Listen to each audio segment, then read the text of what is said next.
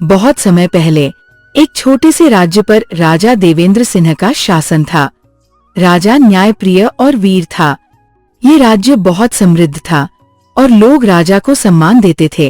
एक दिन राजा के महल में एक चित्रकला नाम की जादूगरनी आती है और वो राजा और उसके मंत्री को अपना जादू दिखाती है। राजा उससे बहुत खुश होता है और बोलता है, बोलो जादूगरनी, तुम्हें क्या चाहिए?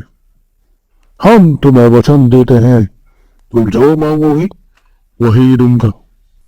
महाराज, मुझे ना सोना चांदी ना हीरे मोती चाहिए, मुझे तो सिर्फ आपका हाथ चाहिए। मैं समझा नहीं, तुम क्या कहना चाहती हो?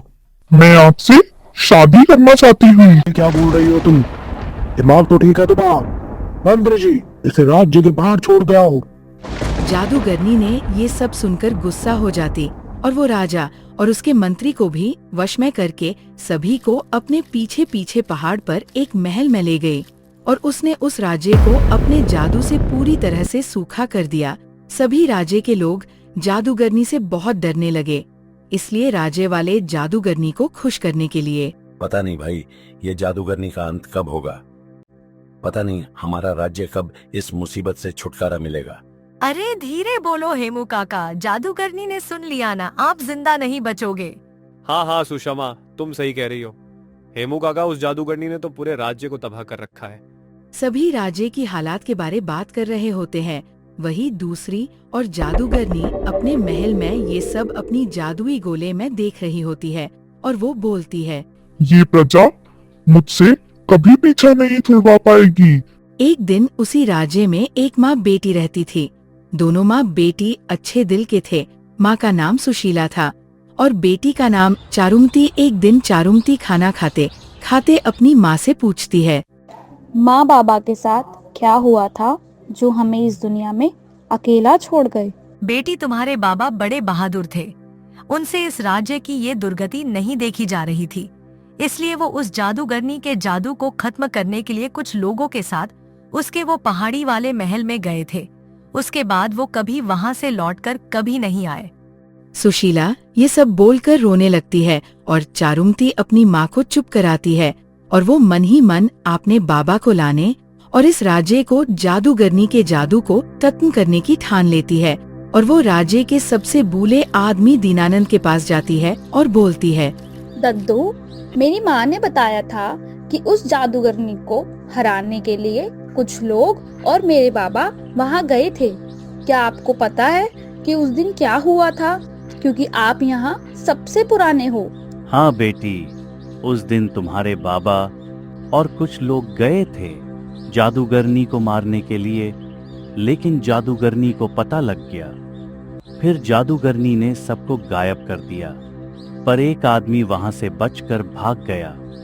पर उस जादूगरनी ने उससे बदला लेने के लिए उसका सब कुछ छीन लिया और वह उसे मारने की तैयारी कर रही थी, लेकिन वह पहले ही इस राज्य को छोड़कर भाग गया। तुम उससे मिलो, उसका नाम दीनानंद है। वह पास ही के एक गांव में रहता है, लेकिन वह किसी से मिलता नहीं है। लेकिन क्यों दद्दू?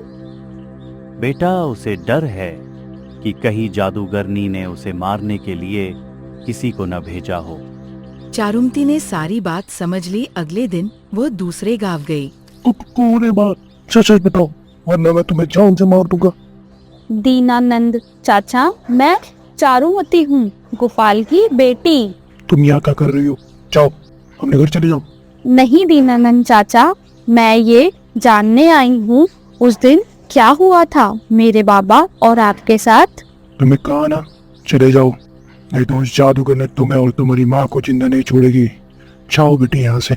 चारुमती ने दीनानंद को बहुत समझाया और दीनानंद को विश्वास दिलाने के बाद दीनानंद ने चारुमती को बताया, उस दिन तुम्हारे बाबा और मैं उसके महल में गए थे। वो जादूगरनी सो रही थी। तुम्हारे पिता ने मुझे मना किया कि सोते हुए पे कभी वार नहीं करते, पर मैं माना नहीं। मैं सोती हुई जादूगरनी का गला दबाया, जिससे वे सोते सोते मर जाए। लेकिन वो बनी नहीं, वो तो उठ खड़ी हुई और बोली, तुम मूर्ख, मुझे मारने आए हो? लो, चलो तुम मुझ पर वार करो।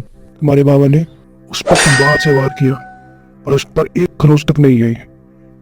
उसने जादू से तुम्हारे बाबा और कुछ लोगों को गायब कर दिया।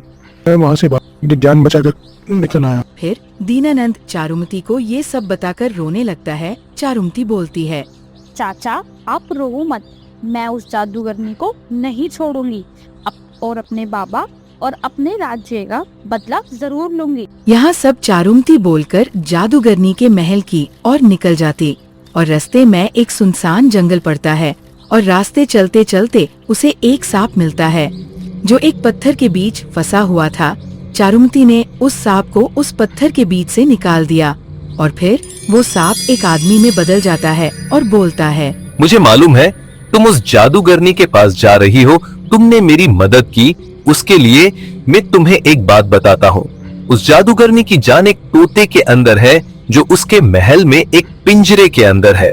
लेकिन ऐसा क्यों? बात यह है कि जादूगरनी हमेशा जवान और खूबसूरत बने रहना चाहती है, लेकिन उसका जादू अपने ऊपर नहीं चलता। इसलिए उसने उस तोते को पाल रखा है, उसे जादू से जवान बना रखा है। उसके अंदर जादूगरनी के प्राण हैं, इसलिए वह भी जवान बनी रहती है। अगर कोई उस तोते को मार दे तो सब ठीक हो जाएगा। ये बात जानकर चारुमती जादूगरनी के महल में जाती है और देखती है महल में बहुत सी लटकी हुई पोटली होती। चारुमती जादूगरनी के कमरे में जाती और देखती वो सो रही है। ये है वो दुष्ट जादूगरनी, पर इसका वो तोता कहाँ है जिसमें इनकी जान है? चारुमती देखती है तोता जादूगरनी के सिराने के बगल में एक पिंजरे में तोता होता है। वो तोते को हरी मिर्च खाने को देती है। तोता बहुत खुश हो जाता है।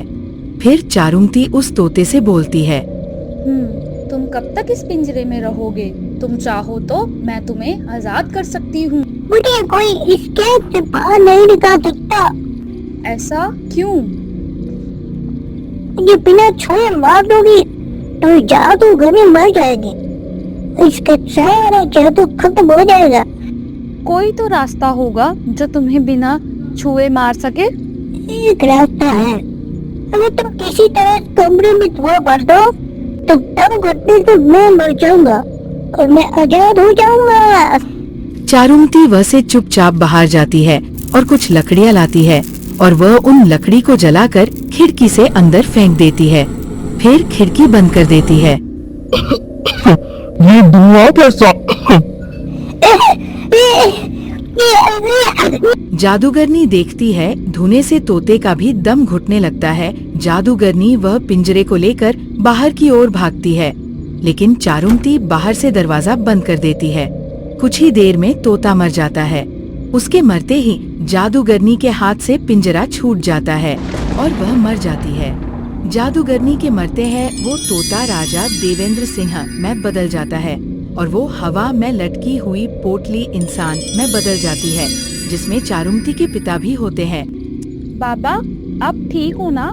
हाँ बेटी, आज तुमने इस जादूगरनी को मारकर हम सबको आजाद करा दिया और साथ ही साथ इस राज्य को इसके जादू से बचा लिया। सब चारुमती का धन्यवाद कर रहे होते हैं। तभी राजा बोलता है, तुम इतनी बहादुर हो, सुशील हो, क्या तुम मेरी रानी बनोगी? यहाँ सुनकर चारुमती के बाबा और राज्य के लोग भी खुश होते हैं और आगे राजा और चारुमती का विवाह हो जाता है।